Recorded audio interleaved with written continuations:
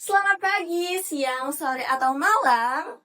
Kapanpun dan dimanapun bapak-bapak satpam atau rekan-rekan yang lagi bertugas, yang lagi jaga di gerbang, keliling lapangan, atau di pos yang panasnya bikin baju lengket.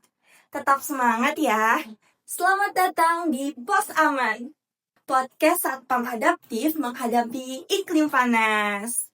Podcast santai tapi penuh manfaat buat rekan-rekan satpam UNER yang tiap hari jadi garda terdepan keamanan kampus. Saya, Rona Elina Maharani, mahasiswi semester 3 program studi D4 Keselamatan dan Kesehatan Kerja, Fakultas Vokasi Universitas Airlangga, bakal nemenin Bapak semua beberapa menit ke depan. Hari ini, kita mau ngobrol soal hal yang pasti dirasain semua petugas lapangan. Gimana caranya tetap siaga dan aman meski cuaca makin panas? Bapak-bapak sadar nggak sih? Sekarang panasnya tuh beda banget. Kata BMKG tahun 2024, suhu di Surabaya naik sekitar 1,2 derajat Celcius dalam 20 tahun terakhir. Nggak heran kalau banyak yang bilang, dulu jam 11 masih adem, sekarang jam 8 aja udah keringetan. Nah, supaya obrolan kita makin asik, Rona sudah kedatangan tamu yang inspiratif banget. Beliau ini bukan cuma pernah jadi Most Inspiring Student FEB UNER tahun 2022, tapi juga kerja di tempat yang suhunya tinggi banget, yaitu PT Freeport Indonesia, khususnya Manyar Smelter Project. Yuk kita sapa bareng, ini dia Kak Fahmi. Halo bapak-bapak semuanya. Halo Kak Fahmi, apa kabarnya nih Kak? Alhamdulillah baik Rona. Kalau kabarnya Rona gimana nih Rona? Alhamdulillah baik juga nih Kak. Kalau boleh tahu nih Kak, akhir-akhir ini ada kesibukan apa aja? Boleh dong Kak, siapa yang lagi dengerin podcast ini, khususnya bapak-bapak atau rekan-rekan satpam nih. Oke, ngomong-ngomong masalah kesibukan ya, saya mau nyapa dulu nih bapak-bapak dan juga teman-teman satpam yang di luar sana yang mungkin sekarang lagi bertugas gitu ya Rona ya. Jadi biar semangatnya ada gitu Rona. Pagi, siang, sore ya, dan selamat malam Bapak-Bapak Satpam atau rekan-rekan yang lagi bertugas sekarang.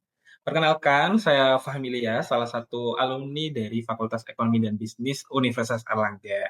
Dan saat ini saya bekerja, untuk kesibukannya adalah saya saat ini bekerja sebagai staf di Airlangga Executive Education Center dengan posisi yakni sebagai admin interpreter di PT Freeport Indonesia Manyar Sumatera Gresik.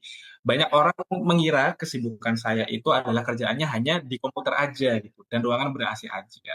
Tapi kenyataannya bekerja di proyek yang mungkin terdengar berat seperti smelter membuat saya harus memahami banyak hal gitu di luar tugas administrasi saya tentunya. Jadi saya harus ngatur tuh tim interpreter yang kesehariannya turun ke lapangan, ke area kerja, terkadang ke area panas juga ya tentunya, atau kita sebutnya kalau di site itu hot metal gitu. Jadi area dengan equipment berat atau area yang mungkin resikonya tinggi ya, terpapar berbagai macam bahan kimia tentunya. Dari situlah saya mulai terbiasa berhubungan dengan ya nantinya yang akan kita bahas lebih lanjut gitu Rona. Salam kenal Kak Fahmi. Jadi, Kak Fahmi ini merupakan salah satu staf di Airlangga Executive Education Center sebagai admin interpreter di PT Freeport Indonesia Manyar Smelter Gresik, yang mana merupakan area panas sama kayak yang dirasain rekan-rekan satpam ketika bertugas di lapangan. Nah, cocok banget sama topik kita hari ini, yaitu tetap siaga di tengah terik, kiat aman untuk satpam lapangan.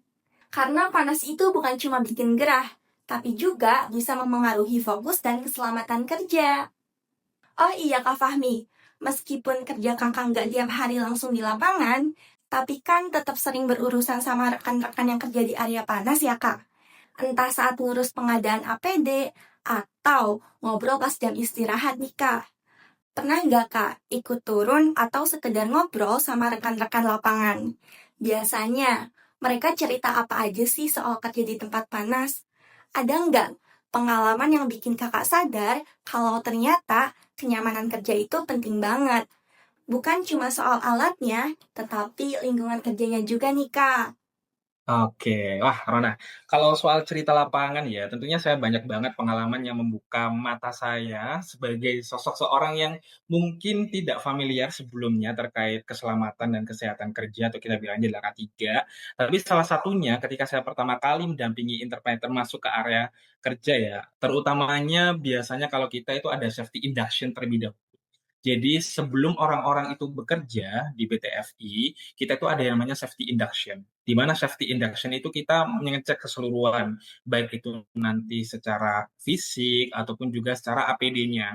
Nah, apakah APD-APD itu tuh sudah sesuai dengan standarisasi ataupun juga spesifikasi dan juga dari tim-tim HSE itu juga akan ngecek juga gitu. Nah, pada saat itu saya pertama kali nih ya kalau kita bilangnya adalah main-main ke sana, gitu. Main-main, terus juga ya pastinya dengan membawa peralatan APD yang lengkap ya. Jadi kalau misalkan nggak lengkap, nggak bisa kita masuk ke sana. Nah, itu salah satu hal yang penting sebelum kita menginjakan diri ke JP kalau kita bilangnya. Jadi salah satu daerah di mana itu adalah tempatnya orang-orang bekerja.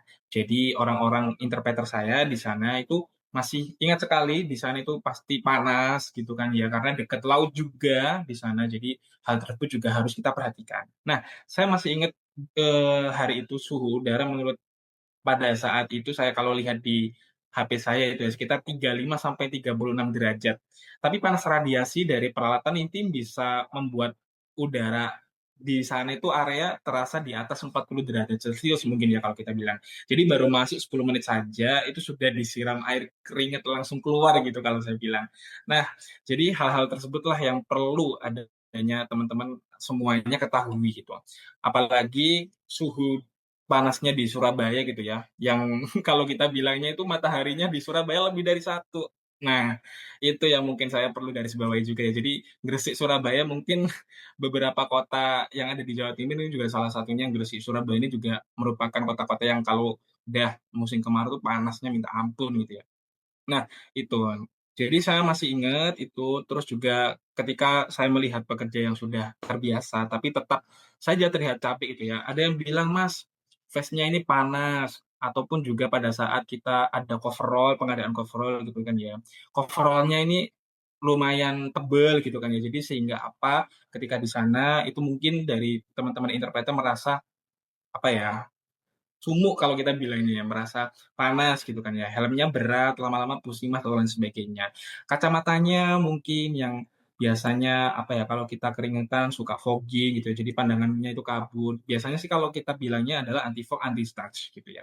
Jadi kalau kita pengadaan APD biasanya kita mengusahakan yang kacamata ataupun glass atau goggles itu harus yang anti fog sama anti starch juga. Jadi cerita-cerita itu rasa jadi sadar, kenyamanan kerja itu bukan tentang soal gaya-gayaan kita, apa ya, gaya-gayaan kita memakai APD, kita memakai helm lengkap, sepatu lain sebagainya, enggak. Tapi benar-benar ini adalah bagian dari keselamatan. Karena begini, jika kita itu, apa ya, APD kita tidak nyaman, maka pekerja sering melepas APD-nya gitu. Tapi jika pekerja sering melepas APD, risiko kecelakaan ini juga apa makin meningkat drastis gitu. Karena di sana juga sudah diinformasikan ya jauh-jauh hari pada saat safety induction yang harus dilakukan di site ataupun yang harus dilakukan pada saat di sini itu APD-nya ini gitu. Jadi jangan sampai kelewatan. Misal katakanlah kita apa ya, di area ketinggian. Di area ketinggian itu kan apalagi udah panas, tinggi gitu kan ya. Kita juga harus safety di sana. Kita pakai yang namanya full body harness atau FBH kita bilangnya. Jadi full body harness itu juga salah satu apa hal yang penting yang harus kita pakai di badan kita buat biar kita nggak jatuh gitu kan ya. Jatuh aja apa namanya sakit gitu kan ya. Jadi makanya jatuh aja sakit apalagi udah sampai kecelakaan gitu kan ya. Jadi jangan sampai hal-hal tersebut itu terjadi. Dan ini sangat relevan dengan tentunya bapak-bapak satpam yang ada di Universitas Airlangga ya. Jadi bapak-bapak ini tidak sedang menghadapi kalau yang di sana mungkin menghadapi Fornas, terus menghadapi yang namanya area hot metal ataupun juga apa di asid gitu kan ya. Tapi panas matahari Surabaya itu menurut saya juga cukup ekstrim gitu Bapak-bapak. Karena saya sendiri sudah beberapa tahun di sini juga jadi sudah mengalami lah bagaimana kalau saya di Mojokerto, di tempat saya, dan bagaimana saya di Surabaya. Itu juga sangat-sangat berbeda gitu. Jadi apalagi saat jaga di pos yang tidak teduh, menurut saya kan kalau pos oke lah, kalau jaganya cuma di pos aja. Tapi kalau udah keliling atau udah tugas keliling yang juga butuh berjalan cepat, terus kemana-mana juga harus sekiranya kita agile gitu kan ya, itu juga membuat pengalaman saya ketika sudah mendengarkan beberapa omongan juga dari pekerja saya, itu juga perlu membutuhkan yang namanya APD yang sudah disesuaikan. Jadi disesuaikannya itu jangan hanya tentang terkait dirinya aja, tapi lingkungannya juga gitu. Jadi pengalaman tersebutlah yang membuat benar-benar saya paham kenyamanan itu adalah bagian dari keselamatan, bukan sebuah bonus yang mungkin dari teman-teman, "Oh, oke, saya mau menggunakan APD ini nih buat gaya-gayaan aja lah, jangan. Tapi itu adalah sebagai kenyamanan dari keselamatan itu sendiri. Apalagi kalau di Freeport sana kan apa ya, urusan APD itu bukan hanya urusan HSE aja atau safety aja gitu kan. APD itu urusan semua orang. Driver saya pun meskipun tidak langsung terjun di set yang sekiranya itu dia masih di atas mobil aja itu tetap harus memakai APD gitu. Pasti paling enggak itu sepatu atau safety shoes gitu kan ya. Terus habis itu glasses tadi atau goggles-nya, terus juga helm. Helm juga pastikan yang ANSI, ASTM atau ISO berapa, pokoknya standar nasional Indonesia atau kita bilangnya adalah SNI gitulah ya. Jadi gitu. Jadi APD itu bukan hanya urusan AS saja, tapi urusan semua orang. Karena apapun peran kita, ya kita tetap terlibat dalam lingkungan yang punya risiko tinggi gitu. Saya sendiri sering bantu itu memastikan helmnya, rompinya, vestnya, glove-nya mungkin ya sesuai kebutuhan interpreter. Kadang kala interpreter itu diminta buat angkat-angkat, padahal itu kan bukan job desk-nya mereka gitu kan ya. Tapi ketika mereka diminta buat membantu hal tersebut, mereka punya jiwa-jiwa untuk membantu. Oh iya, kadang mungkin ada beberapa orang yang menolak, tapi kebanyakan mereka itu mengiyakan gitu. Jadi sehingga apa? Butuh juga safety glove gitu kan ya buat angkat-angkat apa gitu. Jadi pastinya kita harus juga mempelajari kondisi area kerja kita seperti apa, apakah panasnya itu ekstrim, apakah ada risiko chemical gitu kan ya, apakah lantainya licin atau enggak, apakah area itu berdebu dan sebagainya. Dan karena dari manpower saya, interpreter itu sering menghadapi apa ya pekerjaan engineering juga, operator alat berat juga yang ada di sana, mekanik lain sebagainya, teknisi gitu-gitu. Jadi saya perlu memastikan mereka juga aman gitu. Nah, jadi ya meskipun, saya sendiri bukan lulusan K3, tapi saya banyak belajar gitu, Rona, dari pengalaman lapangan, dari diskusi juga dengan tim HSE yang ada di sana, dan dari mendengar cerita dari interpreter ya pastinya ketika saya berkunjung langsung ke Gresik seperti apa, oh ternyata seperti ini gitu loh. Makanya mereka mengeluhkan hal-hal tersebut, sehingga apa solusinya. Jadi, oh mungkin nanti untuk kacamatanya jangan yang full gitu kan ya, karena apa, nanti ketika cuman dipakai di, apa namanya, istilahnya itu kita ada, mmm, room yang, apa ya, yang sekiranya itu buat orang banyak gitu loh. Jadi nggak perlulah istilahnya buat kita itu menyediakan kacamata yang full buat nutupin semuanya, itu juga nggak perlu juga. Jadi harus kita sesuaikan dengan kondisi dan juga tempat yang teman-teman semuanya nanti bekerja, gitu. Oke, jadi karena Gresik sama Surabaya panasnya mirip-mirip ya, Kak. Jadi pekerja di sana udah panas kena matahari, ditambah panas radiasi dari alat, makanya ada yang bilang kalau furnace-nya panas. Apalagi coverallnya lumayan tebel, sehingga pekerja di sana merasa agak sumuk ya, Kak. Di Surabaya juga kan panasnya lumayan ya bapak-bapak. Jadi kalau lagi keliling kampus perlu diperhatiin juga nih supaya panasnya nggak langsung kena bapak-bapak. Misalnya pakai topi.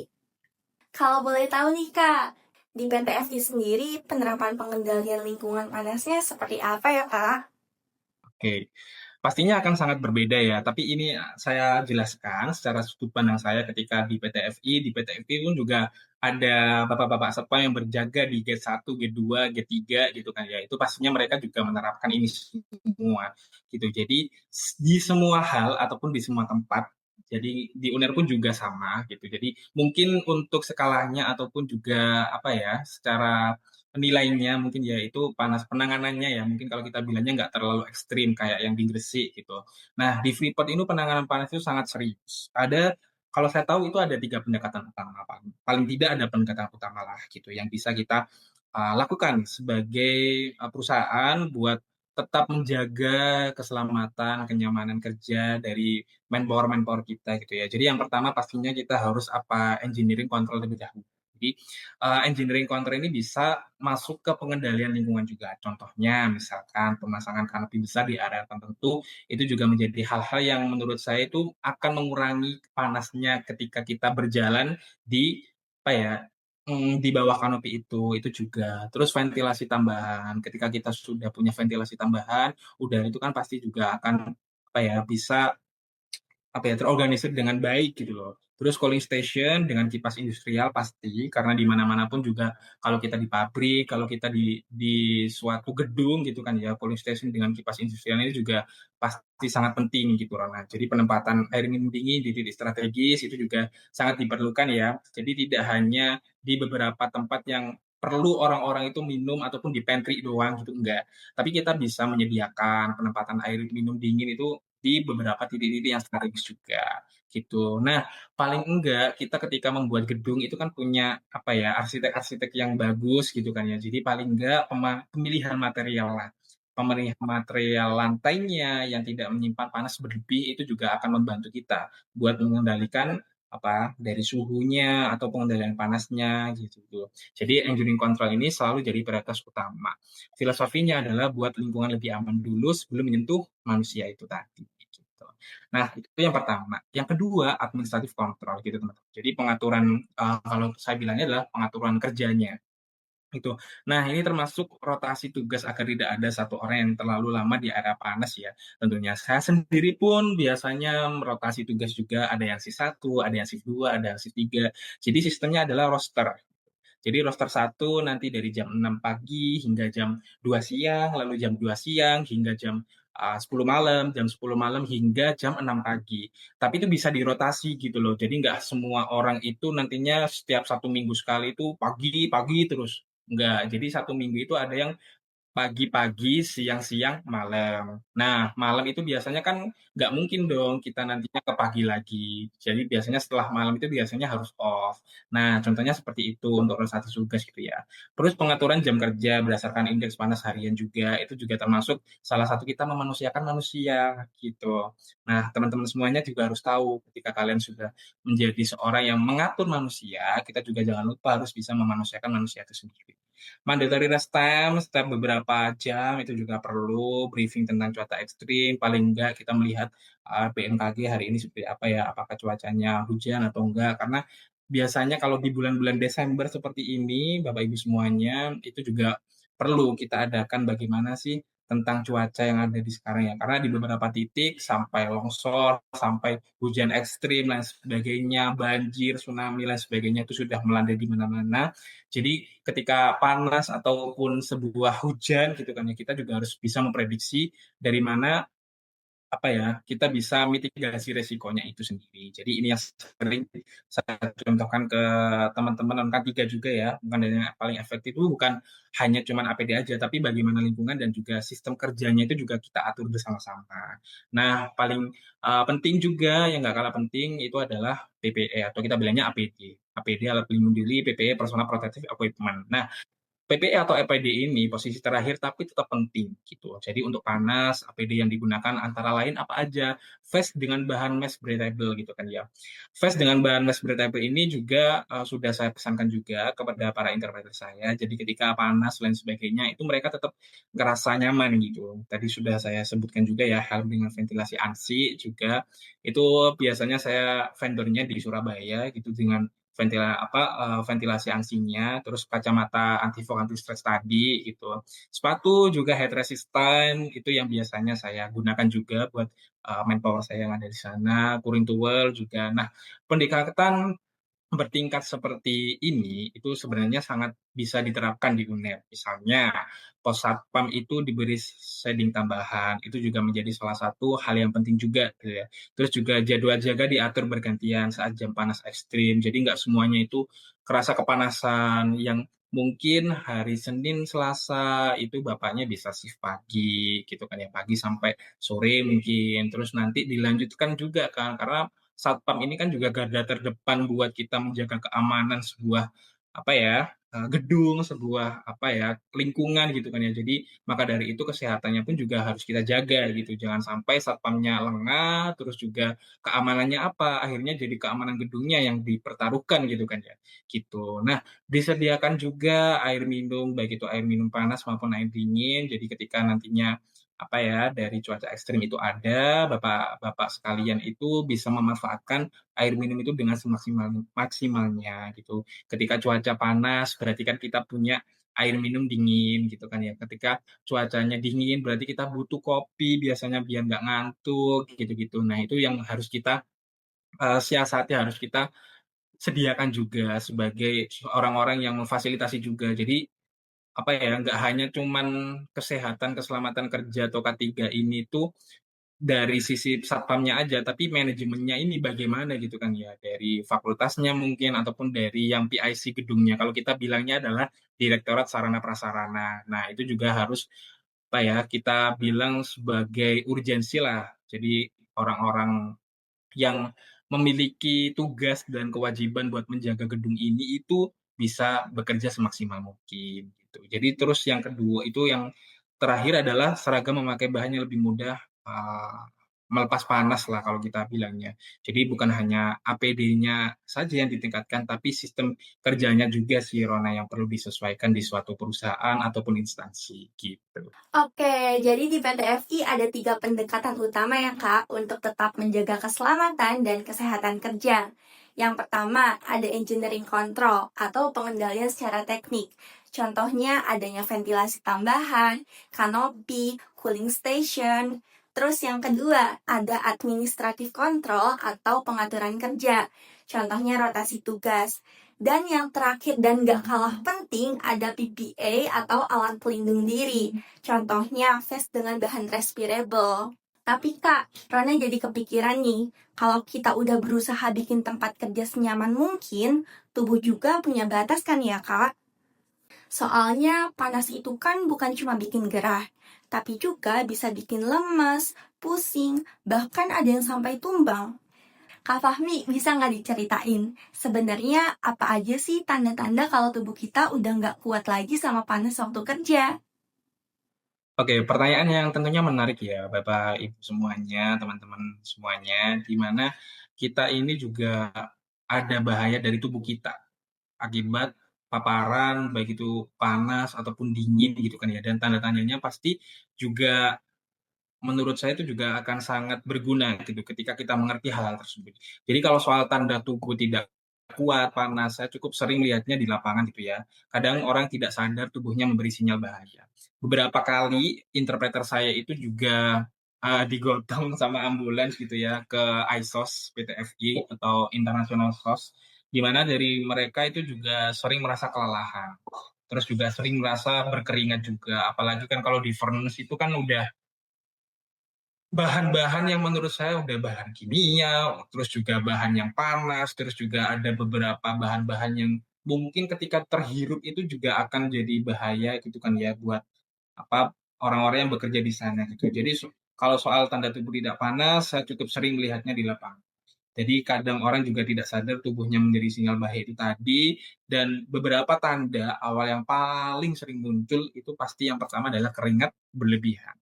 Jadi kalau keringat berlebihan ini sudah keluar sangat banyak gitu, apalagi kalau saya ini kan orangnya nggak tahan panas, bukan berarti nggak tahan panas dan nggak mau terlibat langsung di pabrik, enggak. Tapi gini, kalau saya itu ketika terkena panas ataupun sumuk aja kalau kita bilangnya, itu pasti keringat saya itu pasti berlebihan, gitu. Sehingga nantinya akan memunculkan sinyal-sinyal tersebut. Jadi kalau keringat kita sudah keluar sangat banyak, tapi badan tetap terasa gerah dan lemas, itu tanda tubuh kehilangan apa, cairan cepat sekali. Gitu. Jadi itu juga menjadi salah satu penting atau salah satu hal yang menurut kita harus kita catat bersama bahwasanya bahaya panas itu sudah menunjukkan tanda-tanda awalnya, jadi keringatan berlebihan, itu yang pertama.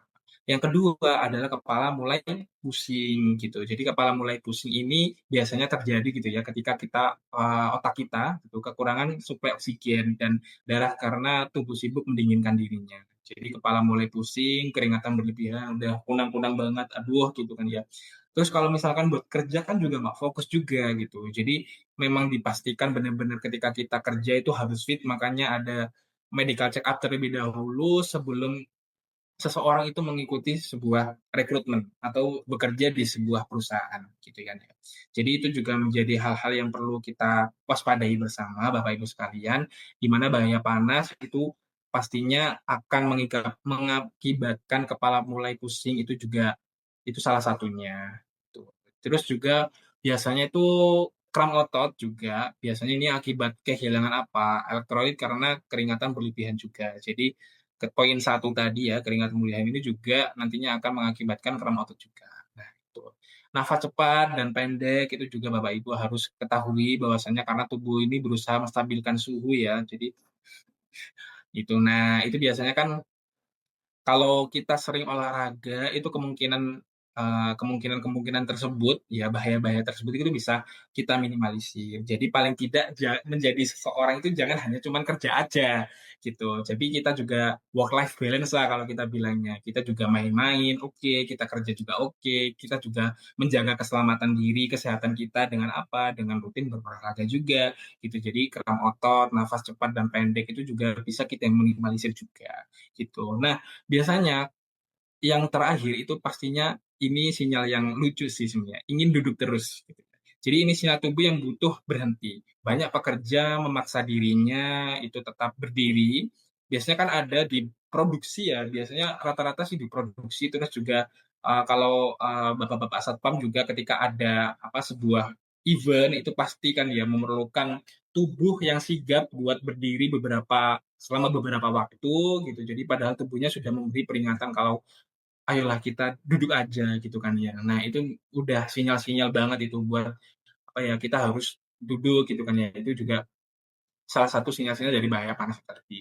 Lalu masuk ke tanda bahayanya seperti apa? Nah, biasanya pusing kuat, terus badan terasa dingin, tapi lembab itu juga salah satunya atau head exhaustion ya kalau kita bilangnya ya. Terus mual, terus lemah tubuh kita lemah gitu-gitu. Terus kalau darurat atau heat stroke biasanya sih tubuh sangat panas ya. Jadi tubuhnya sangat panas, tidak keluar keringat itu juga menjadi salah satu sinyal-sinyalnya juga, detak jantungnya juga cepat. Terus biasanya itu bingung gitu. Biasanya bingung. Terus juga pasti paling akhir-akhir banget itu pingsan gitu. Pasti paling akhir-akhir banget itu pingsan. Jadi di smelter ini pernah kejadian pekerja tiba-tiba blank atau mungkin ketika interpreting itu jawabannya lambat gitu ya dan pandangannya kosong itu bisa jadi banget loh. Kemarin aja nggak hanya cuman di smelter aja sih, di saya aja kemarin pas saya jogging gitu kan ya sama tetangga saya aja itu dia tiba-tiba pandangannya putih gitu kan ya, tiba-tiba pandangannya putih aja. Nah, itu karena dia kena panas gitu. Padahal emang kita bilangnya tubuh orang emang beda-beda gitu kan ya. Tubuhnya dia merasa dia udah keringetan gitu kan. Saya lihat itu tubuhnya keringetan. Terus juga dia pandangannya udah kabur, blank semuanya. Terus juga nggak bisa ngomong apa-apa lagi. Nah, itu juga itu bisa dicek gitu kan. Jadi tanda-tanda head exhaustion sudah muncul. Jadi syukurlah cepat-cepat ditangani juga gitu. Karena di Uner sendiri kan juga ada LPK atau LKP ya kalau kita bilangnya, pokoknya buat kesehatan lah gitu. Nah itu juga bapak bisa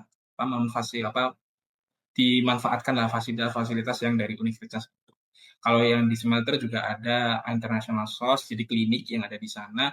Buat apa? Ketika ada bahaya-bahaya seperti itu tuh bisa langsung minimalisir ataupun bisa langsung ditangani. Gitu. Waduh, berarti jangan dianggap sepele ya, Kak. Kadang orang tuh ngerasa, cuma kena panas dikit. Padahal bisa jadi itu tanda awal kelelahan akibat panas. Dan kalau dibiarin bisa bahaya juga. Makanya penting banget buat rekan-rekan Satpam UNER yang sering jaga di luar ruangan buat kenalin tanda-tanda itu dari awal. Kalau udah keringat berlebihan, kepala mulai pusing, kram otot, atau nafas cepat dan pendek, jangan dipaksa. Istirahat bentar, minum air, atau minta gantian dulu. Tapi Kak, Rona jadi penasaran. Panas itu kan bukan cuma pengaruh ke fisik ya Kak? Bisa juga ngaruh ke cara kerja dan fokus. Kira-kira, Dari pengalaman kakak sendiri atau dari rekan-rekan di lapangan, pernah nggak kejadian di mana karena panas, orang jadi kurang fokus atau malah bisa bahaya ke keselamatan? Oke, oke. Satu hal yang sering dilupakan adalah bahwa panas itu bukan hanya menguras fisik gitu ya, tapi juga mengganggu fungsi otak gitu, teman-teman semuanya. Karena menurut penelitian dari beberapa penelitian yang sudah saya baca gitu. Jadi panas itu bisa menurunkan konsentrasi kita hingga 20% gitu. Kecepatan respon melambat mungkin hingga 15 sampai 18% kalau saya bilang. Jadi resiko salah langkah itu juga meningkat sampai 30% gitu. Jadi saya pernah melihat sendiri pekerja yang biasanya sigap, namun ketika sedang sangat panas reaksinya itu telat. Misalnya terlambat melihat kendaraan datang ataupun terlambat menghindar dari sebuah halangan gitu kan ya, atau salah mengambil alat itu juga biasanya sering banget saya lihat di set seperti itu gitu. Jadi untuk bapak-bapak semuanya pastinya di Universitas Erlangga sendiri kondisi saat ini itu sangat relevan gitu ya. Jadi satpam itu harus bisa membaca situasi juga, melihat orang masuk gitu kan ya. Pastinya kan juga sigap gitu kan. Oh, ini direktur ini pejabat ini, atau ini dosen ini, ataupun juga oh ini bukan orang yang seharusnya memasuki area ini gitu kan ya. Jadi melihat orang masuk pun itu juga menjadi suatu kewaspadaan. Yang mana ketika nantinya bapak-bapak semuanya ini sudah kehilangan fokus, dampak dari panas ini itu juga akan berdampak pada pekerjaannya juga gitu. Jadi melihat orang masuk keluar itu juga harus diperhatikan. Yang kedua adalah memperhatikan kendaraan. Kendaraan lalu lalang itu juga biasanya kan kalau di UNER kan nggak hanya cuma kendaraan dosen, ada kendaraan mahasiswa, ada kendaraan Gojek gitu kan ya, ada GrabCar, Gojek atau lain sebagainya gitu kan ya.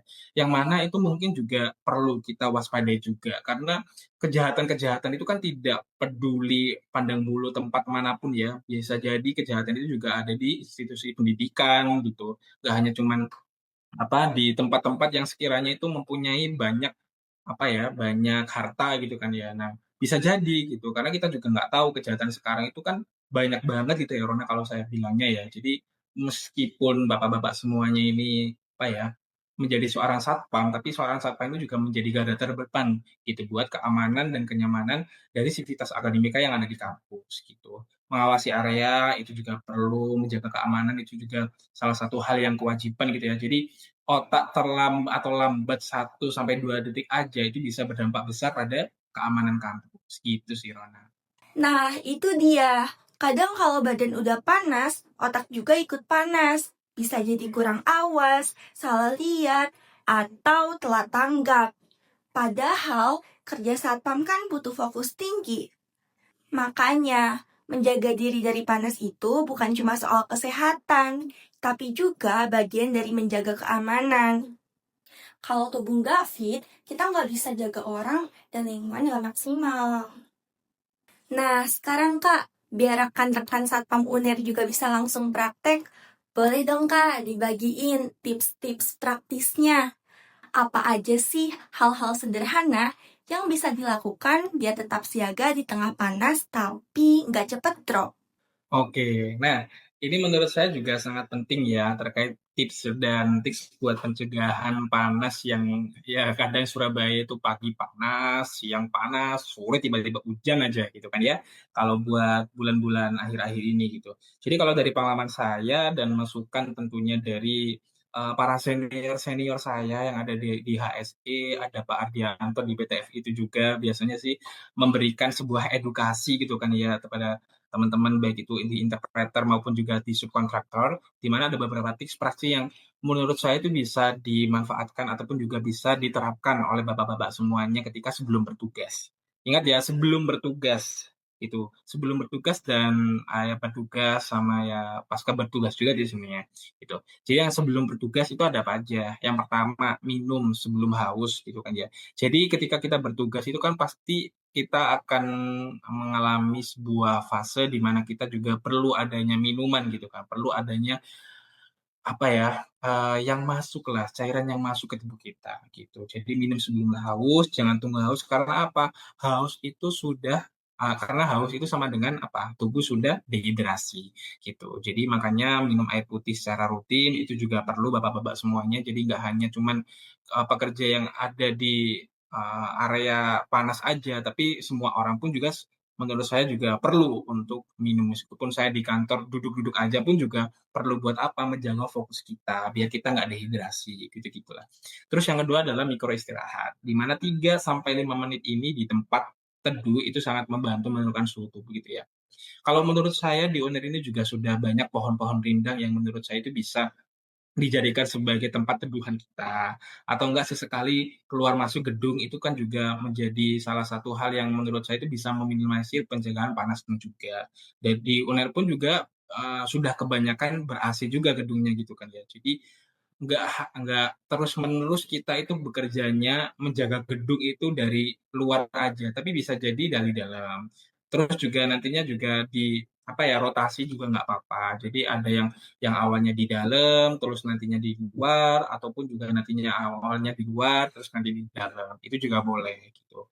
Terus juga pastinya ketika kita menjaga sebuah gedung, menjaga sebuah area, itu juga kan perlu yang namanya sedikit banyak itu istirahat gitu kan ya. Kita pasti ada istirahat 1 sampai beberapa jam gitu kan ya. Jadi kita bisa memaksimalkanlah istirahat tersebut, tuh. Terus juga gunakan pakaian breathable tadi saya bilang, jadi kalau memungkinkan gunakan kaos dalam yang menyerap keringat kita. Jadi, karena satpam ini nantinya akan dilihat orang banyak, awal pertama kali masuk gedung pastinya yang dilihat adalah satpam, laporan pun kita di satpam, kita keluar masuk juga nantinya akan, apa ya, kalau saya bilang, saya kan karena sudah di beberapa perusahaan juga, itu pastinya keluar masuk barang lain sebagainya itu juga butuh administrasi dari satpam juga, gitu. Baik itu surat jalannya, terus juga nantinya dari persetujuan masuk atau tidaknya, ya kan ya, persetujuan masuk atau tidaknya aja kita itu harus ada persetujuan dari satpam. Kalau kita nggak bisa masuk ya kan ya, kalau kita nggak ada satpam, kita mungkin nggak bisa masuk ataupun nggak bisa keluar gitu ya.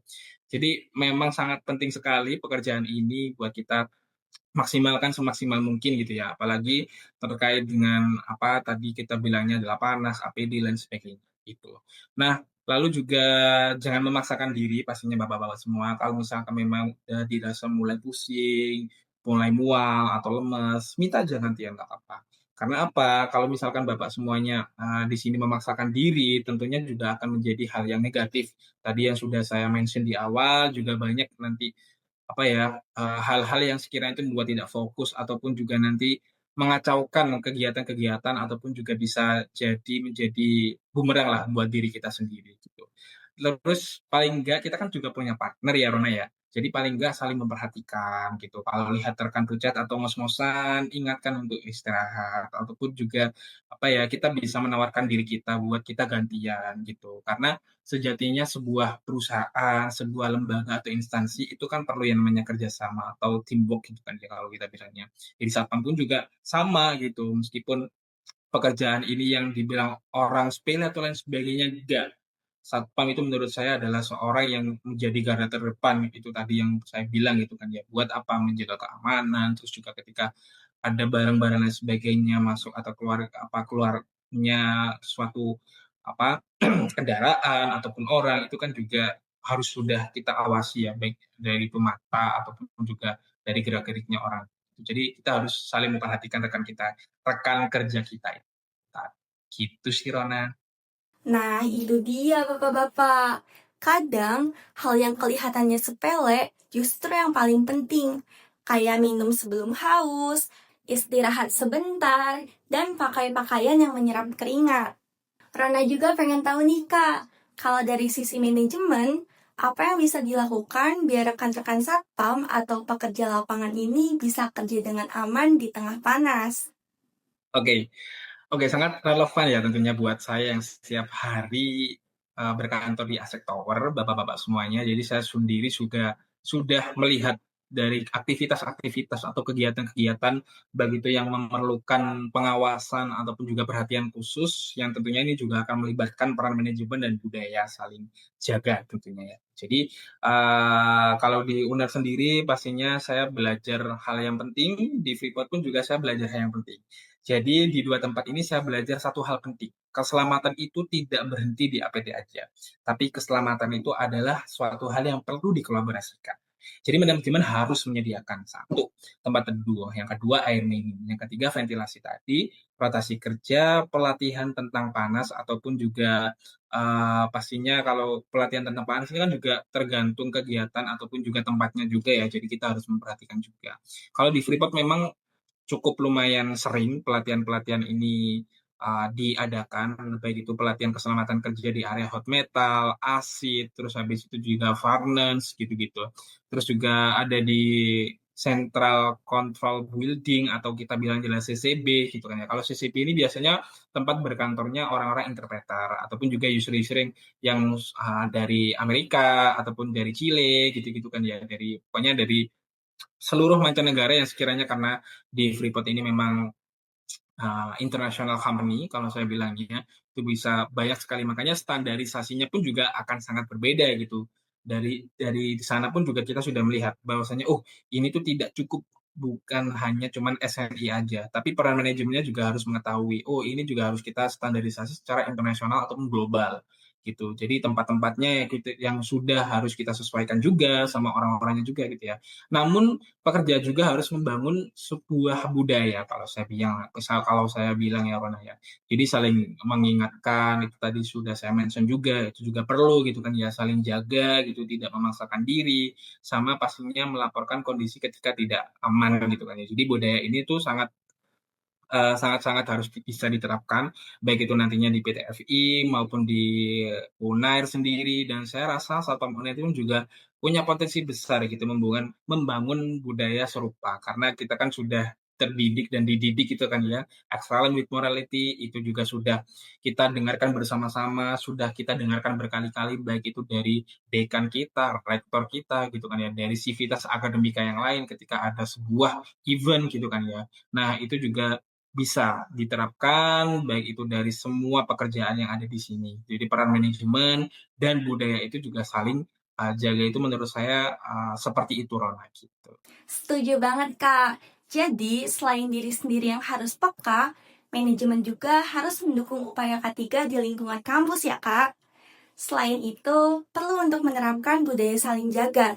Jadi, kalau lihat rekan kerjanya kelihatan pucat atau lemas, jangan cuek. Ajak duduk, kasih air, atau lapor ke atasan. Karena pada akhirnya, keselamatan itu tanggung jawab bersama, bukan cuma urusan pribadi. Sebelum kita tutup nih Kak, pasti banyak rekan-rekan Satpam yang pengen dengar pesan dari Kak Fahmi nih. Ada pesan singkat nggak sih Kak buat rekan-rekan Satpam UNER yang tiap hari kerja di bawah terik matahari, tapi tetap harus siaga dan waspada? Oke, pastinya ada dong Rona ya, pesan penutup dari saya tentunya ini juga sangatlah, semoga bermanfaat gitu untuk Bapak-bapak Satpam Uner semuanya. Jadi pesan saya sederhana namun sangat penting ya Rona ya. Yang pertama pastinya kita juga harus menjaga diri sebelum menjaga orang lain. Jadi keselamatan diri adalah sebuah prioritas gitu. Karena di Universitas Airlangga sendiri kita tahu sendiri ya Rona ya, di sini nggak hanya cuma satu kampus aja, tapi beberapa kampus gitu. Di Surabaya sendiri ada kampus A, kampus B, dan kampus C. Itu otomatis dari manajemen juga harus memperhatikan apakah apa ya distribusi dari orang-orangnya itu sudah sesuai atau tidak gitu kan ya. Jadi kita harus memperhatikan itu juga. Terus juga gedung-gedungnya kan juga lumayan banyak ya. Kampus B aja kalau di saya itu juga akan sangat banyak gitu. Ada yang mungkin satpam yang jaga parkiran, ada yang mungkin satpam yang jaga gedung, ada yang mungkin satpam yang jaga baik itu di beberapa tempat yang strategis itu menurut saya juga perlu adanya satpam gitu kan ya. Jadi kita pastinya harus jaga diri dulu sebelum menjaga orang lain. Itu yang pertama. Yang kedua adalah dengarkan tubuh Bapak-bapak semuanya. Kalau tubuh sudah memberikan sinyal itu udah harus berhenti, maka berhentilah sebentar. Kita istirahat. Di UNER kan banyak ya kantin-kantin yang bagus, kantin-kantin yang sekiranya itu apa ya, menjual makanan-makanan yang sekiranya sudah oke lah kalau saya bilangnya itu. Terus juga kadang-kala ketika ada event itu kan juga pasti ada kasih makanan juga atau kotakan gitu kan ya, nasi kotak atau lain sebagainya atau jajan-jajan itu biasanya. Nah, itu bisa kita istirahat sambil makan juga itu sangat diperbolehkan banget karena kita bukan robot, Bapak-bapak, kita manusia. Kita manusia biasa yang kita hanya di sini oke, kita bekerja buat menghidupi keluarga kita, menghidupi kita sendiri mungkin gitu kan ya, kalau yang belum berkeluarga gitu kan ya. Nah, itu yang mungkin menurut saya juga harus kita perhatikan. Yang ketiga adalah bekerja cerdas bukan memaksa, jadi istirahat itu bagian dari produktivitas, di mana ketika bapak-bapak semuanya itu produktif, punya kesibukan dari pagi sampai malam, itu juga butuh yang namanya istirahat. Jadi jangan sampai dipaksakan. Terus juga tadi sudah saya mention juga Rona, ya ini saling jaga. Jadi satu teguran kecil kadang bisa menyelamatkan sebuah nyawa gitu. Jadi maka dari itu peran satpam ini juga pastinya ketika menyeberangkan orang-orang yang mau nyebrang gitu kan ya biasanya kan juga harus apa ya bergantian gitu loh, jangan sampai egois satu sama lain terhadap, kendaraan lain dengan kendaraan yang lainnya. Itu kan sebagai seorang satpam kan harus punya, apa ya, gimana decision-nya ini, mau kanan dulu yang masuk atau kiri dulu yang masuk gitu kan ya. Nah, itu juga harus diperhatikan. Jadi, kita juga harus saling jaga baik itu dari satpam kepada satpam itu sendiri, ataupun satpam kepada orang lain, ataupun orang lain juga kepada satpam dari teman-teman mahasiswa, sivitas akademika, juga kita sama-sama saling support di sini. Jadi nggak hanya bapak-bapak satpam aja yang, men-support kita, tapi kita juga sudah siap sepertinya dari UNER sendiri buat men-support satu sama lain, gitu. Jadi jangan meremehkan panas ya tentunya, apalagi di Surabaya gitu, panas bukan hanya soal kenyamanan aja, jadi panas ini adalah salah satu resiko dari apa? Keselamatan bekerja juga. Jadi saya menghormati bapak-bapak yang setiap hari menjaga keamanan kampus kita. Terima kasih saya ucapkan kepada bapak-bapak semuanya. Semoga sehat selalu juga, baik itu bapak-bapak yang shift pagi, siang, maupun shift malam gitu ya. Jadi semoga sehat selalu, selalu kuat, dan selalu selamat tentunya. Jadi ada keluarga yang menanti kita di saat kita sudah selesai bekerja gitu. Jadi terima kasih banyak untuk hari ini sudah mendengarkan saya juga, meskipun saya masih terbilang cukup awam dengan apa K3, APD lain sebagainya, tapi saya berusaha gitu menjadi seorang edukator ataupun juga mengedukasi bapak-bapak semua pentingnya baik itu kita menjaga diri, menjaga orang lain maupun juga memperhatikan sekitar kita. Itu saja kalau dari saya kembalikan lagi ke Rona. Wah, makasih banyak Kak Fahmi atas pesannya. Jadi ingat ya Bapak-Bapak, kita harus menjaga diri kita dulu sebelum menjaga orang lain. Terus harus bekerja cerdas, bukan memaksa. Dan yang terpenting, budaya saling jaga. Terima kasih banyak buat Kak Fahmi yang udah berbagi pengalaman dan wawasan. Dan buat semua satpam UNER, tetap semangat, tetap siaga, dan tetap aman di tengah terik. Ingat ya, panas boleh nyengat, tapi bareng pos aman, semangat tetap membara. Sampai ketemu lagi di episode berikutnya.